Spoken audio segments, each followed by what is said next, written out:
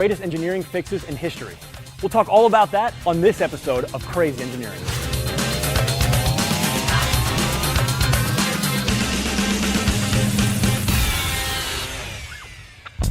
The Hubble telescope is composed of several different instruments, and outside of those is something called the primary mirror, where all the light bounces off of and goes into the instruments.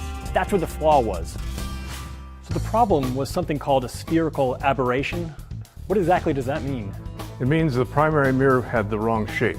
That is, it's a shallow bowl, effectively, that brings light to a focus. It's a little too shallow. It rendered the telescope fundamentally unfocusable. So it was a little bit out of tolerance on that primary mirror, and it was affecting all the instruments in the Hubble? All 5 scientific instruments on the Hubble depend on a sharp image. That's the whole point. So Hubble's sitting in the doctor's chair, and it has the eye chart in front of it, and instead of seeing the letter E, it sees the letter F. Worse, what it sees looks like a squashed spider. But it's way up in space and you can't get it back here, so how do you fix it? Well, if you're born with eyeballs that don't quite work, you don't go and buy new eyeballs, you buy a pair of glasses, and that's the approach that we took. The wide field and planetary camera, known as WIFPIC, relied on light from the primary mirror. The light from that primary mirror all comes down to a focus inside our camera on a mirror that looks just like this. And this is now an opportunity for us to correct the curvature, the shape of the primary mirror right here. We simply put the same error in, reversed, and corrected. The Hubble telescope was designed from the outset to be serviced every 3 years by astronauts. Andrews, you can take it away. The camera is designed to be replaced in space. That's the one thing that was really just waiting for us to take advantage of. Looks like it's in there. Yeah, mine's beautiful. Okay. So what was the outcome? At the Space Telescope Science Institute, way down in the basement, there were a bunch of us watching. And the first image, which was of a star, looked good. So we knew right away that we had a fix. And everything that Hubble was supposed to do was now going to happen. So I think I speak for everyone when I just say thanks to you and your team for all the hard work you put in fixing Hubble, because now we have these images really forever that we can appreciate.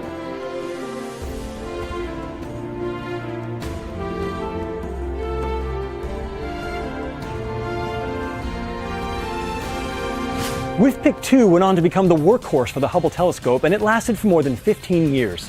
Well, now you guys can check it out at the National Air and Space Museum in Washington, D.C., and we'll see all of you on another episode of Crazy Engineering.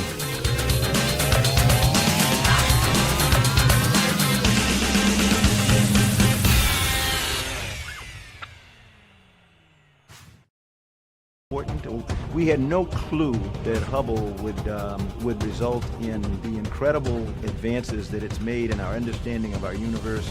It's just the breadth of the scientific discoveries it's been able to make. Everything from the age of the universe, proving the existence of black holes, to discovering brand new things, like the universe is accelerating due to mysterious dark energy.